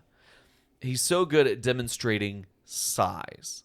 Yes. Because you understand how massive Krampus is because of how big he is relative to the houses that he's literally jumping on. Right. And like these are like, it's like rich people houses. Like they're huge homes. But it's the same thing he does with Sam, showing you how small Sam is in Trick or Treat. Because his perspectives are really good. His framing, everything is so beautiful. Again, it makes perfect sense why they made him the director for King of Monsters. Because, and when you look, like, I think about the scene in King of Monsters with Mothra, where you see that fucking gorgeous fucking display of her. When she opens her wings. When she opens her wings. It's so beautiful. But he is the right person to direct that shit. I agree. Because, and Krampus is the perfect example of why he's the right person to do that, because that scene where he's jumping from house to house as she's trying to outrun him, it is beautifully done and gives you a perfect idea of what they're up against with Krampus. It is. I think that's a perfect example because not only do you have him running, and there's also a huge tone set where you have the blizzard conditions. She's just like, oh, I'm going to go down to his house and I'll be back within an hour kind of a thing. And it's like she gets out and it's hard to see, it's like half-mile visibility probably. And, the snow is coming down really hard. So you have these like deep flurries. It's getting darker. Yeah. And it's like, that part when you see him running is just beautiful. But then you also, his big reveal scene, when he finally gets into the home. In the living room, with Oma. And you see like the wall and the chimney breaking apart. And you're like, okay, this motherfucker's big, like, obviously. Yeah. But the way, again, he does a great job of solidifying it. I agree. He does this, like, over-the-top headshot where you see the horns coming out of the fireplace. And he just kind of, like, does this head tilt thing and, like, steps a hoof out and steps another hoof out. And he walks up to Oma and sticks his hand out. And, like, he's fucking massive. And I love the behind-the-scenes of the guy. Like, he's, got the huge, like, stilt things and, like, the huge robe and outfit and mask on. But the scale of him, and then you add in all of the other elves and things in this movie. Oh, your favorite, the Jack in the Box. Okay, guys, I'm gonna admit something. I don't like Jack in the Box. They freak me out. It's not the clown thing. It's the suspense and surprise. They're the original fucking jump scare toy. Did not like them as a kid. Don't like them now. If you want to freak out Natalie Nightmare, send us all the Jack in the Box shit you have. Because my buddy Jeff, who's listening to this show right now, I'm sure, my buddy Jeff, when I told the story on air about how I was terrified of ventriloquist dummies, literally called me the next day and was like, oh, hey, next time we meet up, I need to remind you about my ventriloquist doll. I'm like, you do not have a fucking ventriloquist doll. Scared the shit out of me. So I'm hoping that somebody listens to this and starts giving us all sorts of Jack in the Box material. I'll get a P.O. box if you guys want to send us weird shit. That'll be the next phone call we get from Jeff is... I got a Jack in the Box too. Yeah, but it's not just a Jack in the Box, but Krampus basically, you get Max, loses his faith in Christmas and Santa. So obviously Krampus is going to visit. So they bring in these toys that they're unknowingly just set aside with the other gifts. And one of them's this fucking Jack in the Box. But it's not just that. It's the fact that it's giant, its jaw unhinges, and it eats children. It basically turns into a fucking serpent. Really? It is a serpent. It unhinges it's like its rows jaw. of teeth. He's like drooling. There's like the weird noise of him as he's like... so fucking perfect. That's exactly what it sounds like. I'm going to fucking isolate that sound, and we're going to put that up so you guys can just repeatedly listen to that. That's perfect. That's a noise so that it doesn't need to be there. You see the bodies digesting as he eats the kids. Like you see them digesting through the tract. his digestive system. It's where like the fucking- spring would be Oh, for it's his so- body. It's like children. so fucked up. But you also get like the killer teddy bear. There's Mm-hmm. like evil gingerbread men. That is like a funny scene in the Yeah, the I kitchen. love the evil gingerbread men. David Koechner fighting evil gingerbread Using men a is one of shotgun. my favorite fucking And his movie bulldog moments. eating Oh yeah, one of them. Oh, eating the bulldog. Yeah, Rosie. Yes. Rosie. Damn Rosie. it, Rosie. But Oh, yeah. and probably one of my favorites is the cherub, which is like this little angelic Oh, the cherub's evil fucking doll with terrifying. freaky teeth. That like it has a beef with Toni Collette. Yeah. That's fucked up, man. But the best part I think is the elves. Whenever they break in and they take Aunt Dorothy and like yeet her out the front window into Yeah. the blizzardy snow. Take the baby. But they're jingly and they have these cool masks on with like little rune symbols, little pitchfork symbols and shit on their heads. And they're just like maniacal and evil. And you have that looking. ominous interest where they're like, "What is that?" And almost like, "Ifs." Oh, Yes. it's so intense. It's so perfect. I love Well, it. even when you see Krampus has a sleigh with reindeer, but like the reindeer have like creepy like Baphomet heads. You're like, I wish we would have seen more of the reindeer. Like Yeah. that was the only part I was disappointed with. Like I wanted to see more of the fucking Right. reindeer. and this might all sound crazy if you've never seen this movie, but pretty much all of this is practical effects. There's very little CGI. Right. Like obviously the little Maybe that's the why we didn't cookies. see more of the reindeer because it would have been hard to do practical. But well, you know, no, that's the thing is though, it's practical. It's just horses with like big things on them. but I was talking about long term. It Right. probably would have been harder to do long yeah, term. no, absolutely. Especially you know, shit's probably heavy on a horse's head and everything. But yeah, you're getting into like all the whole animal labor shit. yeah, too. we don't yeah. want to do that. Yeah, but, you know, we jean 30 jacket second. and all that. We don't want to get into that. Yeah, 30-second scene. That's fine by me. But and of course, if you haven't seen it, big spoiler alert. But the kid basically confronts Krampus and tells him to take it all back, and he just laughs and picks up the kid and drops it's like the sibling or like the sister or something down into this fucking hellfire. Yeah. And he wakes up and everything's normal. It's a beautiful Christmas. Or is it? And the family's all surrounded around and they're opening presents and he opens his and it's the little Krampus bell that Krampus gives him. And then everybody remembers that they died. Yeah. And now they're trapped in a hellscape. And you see it's actually a fucking snow globe that is just One sitting. of like thousands. One of thousands. And they're just trapped. And you gotta imagine they're just gonna be looped. Looped in Christmas or forever. they're trapped into this and they just go on living their days and die in this fucking house. Like I have no idea. So fucking awful. It's a bleak ending, but I absolutely adore it.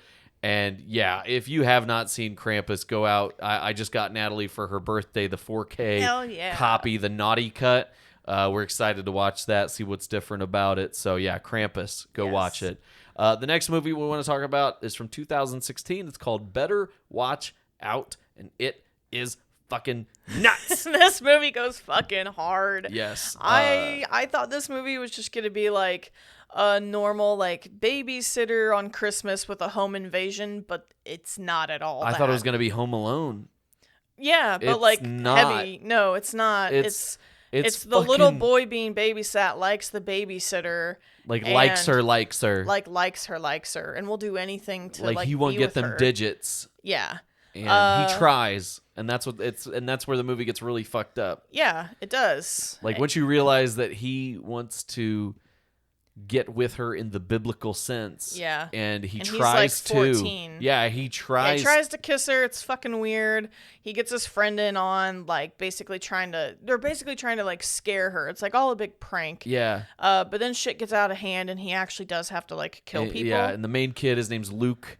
Yeah. He and Luke takes it too far, and they literally start fucking. Like it becomes like murder. Like he Right. starts like fucking murdering people. It's like the including- boyfriend, the pizza yeah. guy, shit like that. His I don't best remember. friend. Yeah, his best friend. Docra Montgomery from Stranger Things, who played Billy, Yeah. Mm-hmm. it has a small role in it where he also gets murked. I think he plays. gets like hung in from a fucking swing set, right? Yeah, the swing set Yeah. or the little treehouse thing. Yeah, it's fucked up, and he plays like a white rapper. Like he looks like the guy in the meme with the hat and the jacket who's like Yes. standing in the doorway. You know what I mean? Like they Yes. literally took that guy's.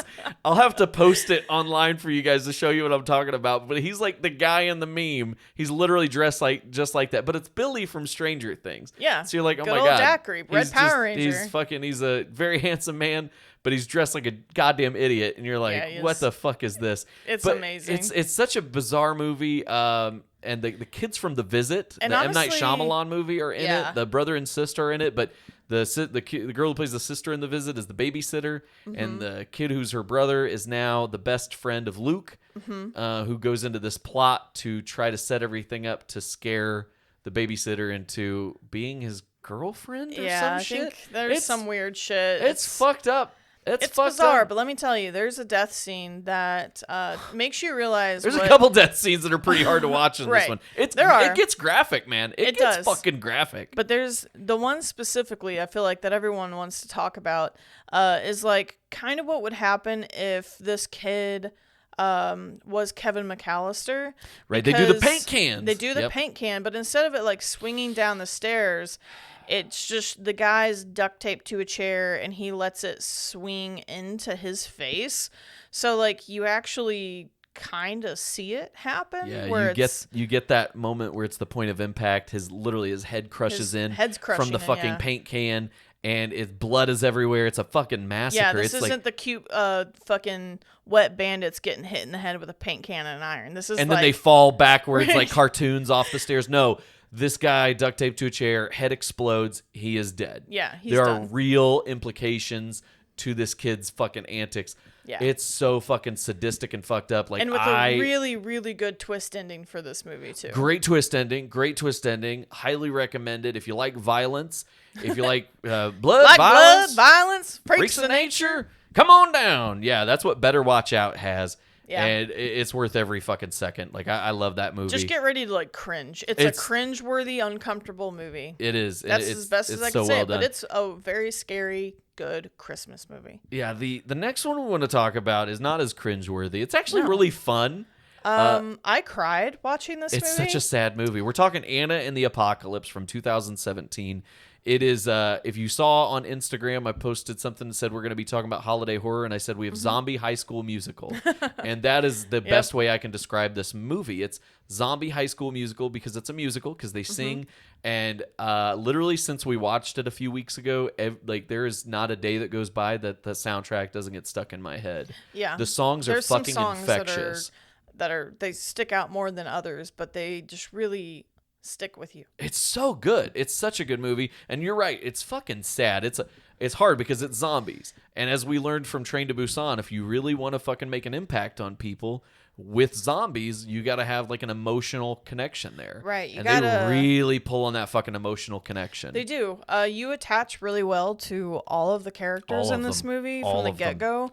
Whether they're kind of like the bullyish type characters or your main characters. They made me love the fucking bullies in this movie. Like, honestly, I fucking love the song, the Soldier of War their song. Song slaps. The Soldier of War song that fucking guy does. Like, I listened to that the other day. I just told, the fucking Amazon thing to throw it on. And I'm listening to it. I'm like, this is actually a good fucking song. It's not just that it's a, it's not just a song from a movie. It is such a good song on its own. But it's a sad movie. You have these multiple people who they're trying to find, whether it's their boyfriend, their girlfriend, their mom, their dad. Yeah.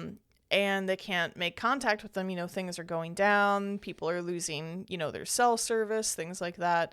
And just trying to make it from point A to point B. There's kind of these safety points. Meanwhile, the principal of the school is like a fucking weird tyrant who hates everybody. And just wants to like be in control of everything. He's really good protagonist, because you would think the zombies. I'm sorry, I was about to. You would think that the zombies are going to be like the worst part of this movie, and they suck, obviously. Yeah. But like, the principal is a giant fucking asshole. It's like Train to Busan if instead of a train it was a high school, right? And it were high school students, and it were a musical. It really has those because themes. You have the one guy in Train to Busan's like, we can't trust them, we can't let them in here, and he's like a big asshole, and the perfect example of like, if he gets bit, he's not telling anybody, right? Which he doesn't, right? Because he's a dickhead. Exactly. It's like, and the principal though, he doesn't get bit, but man, he literally feeds everybody he's in fucking hiding and seclusion with to the zombies, and lets them get fucking taken. It's awful. He's the worst. He's the absolute worst. And before that, like you said, he's just a prick to the kids. Yeah, for he's no an asshole reason. to the kids for no reason.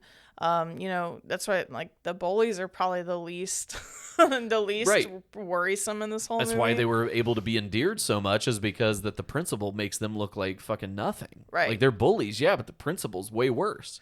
But yeah, there's a couple things I feel like we can say about this movie. That will just, if you haven't watched it yet, you will go watch it. Fighting zombies with a giant candy cane. It's like Right. like a ground steak, because like spiky on one end.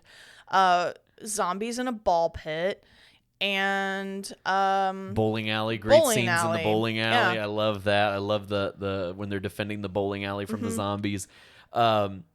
One of my favorite songs is from the bowling alley. It's the Human Voice song. Human Voice oh, song's so great. good, so good. That's the point of the movie where I started crying, because like you just like the hopelessness with these people Yes. is very Yeah. well portrayed. It's so hopeless. Like I love the young couple, the boyfriend girlfriend, who are trying to make it back to each other, and they do. And then when they do, they get turned into fucking zombies. Yeah. And then you have that last scene where they're just walking mindlessly like zombies, and Yep. yet they still manage to have that moment where they touch. They're like pinkies And you're like, touching. You're fucking- like, oh my god, I'm gonna fucking like. I wanted yeah. to tear up right there. It's so fucking good. It's so it makes you Brilliant feel movie. things. It makes And you it's a feel Christmas things. movie, It's a so there Christmas you movie. go. It's a musical. It's a zombie movie. It's a horror movie. It's a fucking teen drama. It's literally whatever you like. It's there. Like I fucking love this movie, and I don't know. I can't find any flaws with it. It's so good.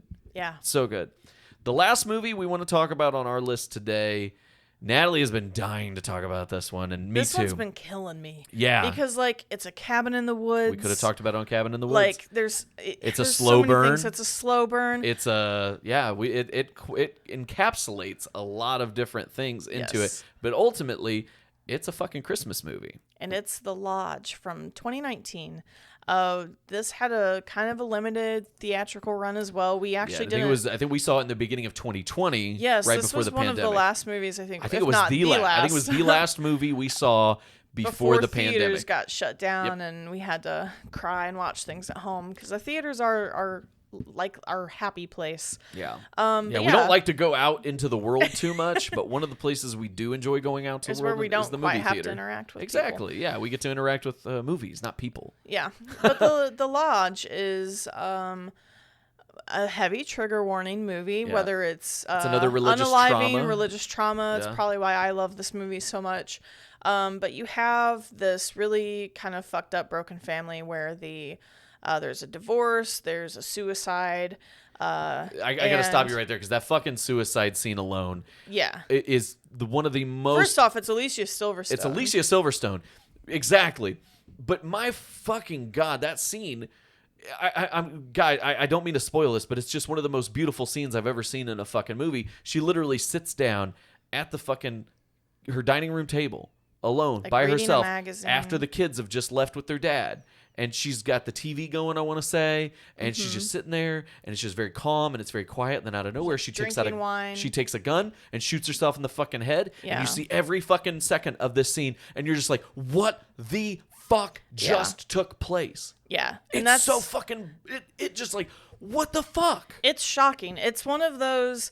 A lot of people talk about the phone pole scene in Hereditary as being so Right. jarring, but this one, like, it's just out there in the open. Like, Yeah. there's so many I movies. think this one hit me harder than the fucking Hereditary Yeah. scene did, for sure. because you see it, like all Yeah. of it. Yeah, and this doesn't get talked about near as much. No, it doesn't. I really love The This Lodge. movie is a rough watch. There's a lot of uncomfortable shit.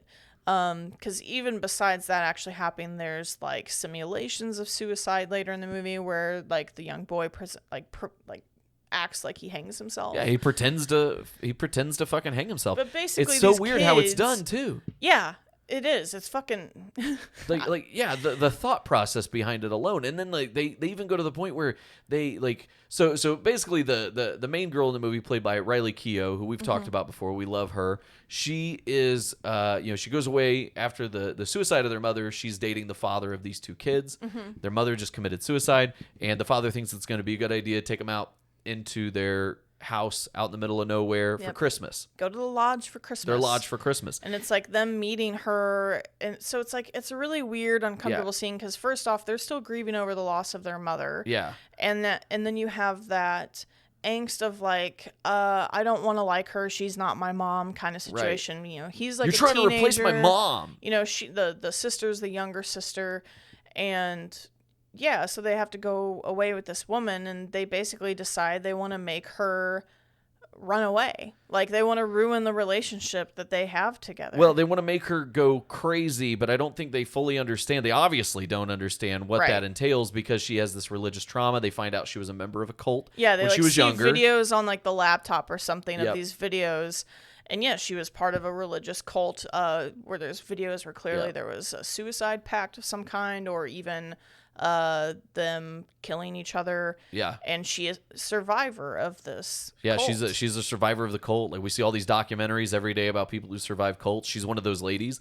But yeah, they basically want to drive her insane. So what rational idea do these kids do other than go, let's pretend that we all died from the heater being on, like gas being on heater, overnight. yeah. And they like take all the stuff in the lodge and they hide it, like medicine, the Christmas decorations, and they pretend that they're dead. They have a fake newspaper. That's what I was getting ready to say. They fucking go to the extent of printing a fake news article where Right. they all died. Where they all died. What the fuck? In a gas leak. Oh my god! In the lodge. And then, like you said, like So we're she pointing thinks out, she's dead and like all of her shit's missing and she needs her meds because she's a fucking recovered cult survivor. and she goes out into the winter and braves the elements, and she like almost gets hypothermia, and because she doesn't die, and they've been trying to convince her that she's already dead. Like that's the whole point of him faking the suicide, is to say like, see, we can't die because we're already dead. Right. So she goes out into the middle of the woods and she doesn't die, but she gets extreme fucking exposure out there into the elements, and she's clearly fucked up by it. But because she doesn't die, she starts to believe that they're Right. not dead. So she just goes deeper and deeper into the psychosis where you don't know if did they just spark her religious trauma, or did they convince her, or both? Right. And she just went fucking ape shit. Yeah, she Because- goes full crazy religious. Full, no stop. There, and I cannot think of the name of this church hymn, but there's a song that they play in this movie. Repeatedly. And they play it very loud. Yeah. And I remember sitting in the theater and it made me so uncomfortable because I am also, granted, I was not in a cult. Yeah. Well, at least not in the type of cult that she was in. I would still consider the church a cult. Right. So, Not a registered cult. Right. As a recovering person who was raised in the Christian church and is dealing with religious trauma, watching this movie is hard because there are certain things that happen that just spark that uncomfortableness and that like feeling of like needing to repent. And like the music that plays sparks that. So like heavy warning. Yeah, But heavy trigger warning. You know, they for so play much. this music really loud for her and she spirals, and I'm just going to spoil the ending. So if you don't want to know, skip ahead like 30 or just 30 do the la la seconds la or- la la. yeah. I can't hear you. But she literally takes these two children, and the dad gets home first off. She thinks because all of this isn't real, she actually shoots him point blank in the head, and he dies because they're still right alive. in front of these fucking kids. So another big heavy warning there. But then she takes these children and she ties them to the chairs at the dinner table. And while this church music is playing, she puts duct tape over their mouths, which I think says sin on it, because that's what they did in the cult. And you realize she's going to kill them and herself. And that is how that movie fucking ends. They don't show them dying, but No, they don't, but you know. They set everything And it's up. a very long, uncomfortable scene It's of, so fucking of her like uncomfortable. setting up a camera, I think, even, or it's just the way the angle is that I'm thinking of it. But it's just these two kids, and you've got, I don't know the name of the girl, but it's Jaden Martell who plays Billy from It. And he's fucking amazing in this the movie. girl was in the Eternals movie. She's one of the younger. She's the younger hero Yes. in Eternals. Yes, she I is. don't know her name either off the top of my head, but she's very brilliant. very in this talented movie. actress. Yes, absolutely. But they both do very well at obviously being horrified, traumatized, facing their own fucking lives in their hands. Here. realizing how bad they fucked up. Like Yeah. for these kids being so young, I say this a lot. Any young actor who can convey all of this with no words, just their faces, they do so well with just their facial expressions and their tears and their emotions and their just ability to communicate non-verbally. I cannot give these kids enough praise, because in that moment you get the sense that they know, they can sense that they are going to get murdered by this woman. Yeah. It's it's a rough ending. It is. And like that's it. That's how it ends, with this like church music playing, and she's like got the tape over her mouth. She puts it over the kids, and they're just like sobbing and crying because they know what's gonna happen, that's our because last shot. they've seen the videos of this cult. Yeah, they know exactly what's coming. They know what's coming. Yeah. And that's how it ends. Yeah. And on that note, happy holidays, Happy everybody. holidays, That was guys. our episode on holiday horror. We hope you had as much fun as we did. Yes, there are some movies we left on the table, but there's always next year. Don't get greedy. We're sticking around. Santa's not going to give you gifts if you're naughty. So stick with us. Be on the nice list. Or the Be on naughty the list, nice list. however you want to view that. naughty And list. we'll see you next week for the Horror Zoid Awards, everybody. Hell yeah. Fucking ready for that. Make sure you interact with us, because we're going to definitely be asking what your favorite moments, Yep. actors, movies, chills, and thrills were of 2022, and we want to hear yours. We can't wait to hear it. Let us know what you thought the best of 2022 was. And until then, we'll leave you with this. Garbage Day! Thank you for listening. Be sure to subscribe wherever you get your podcasts. New episodes drop every weekend. Follow us on TikTok at HorrorZoidPod, and send emails to horrorzoidpod@gmail.com with your thoughts, questions, and stories for us to read on a future episode. To all our Zoids out there, stay scary.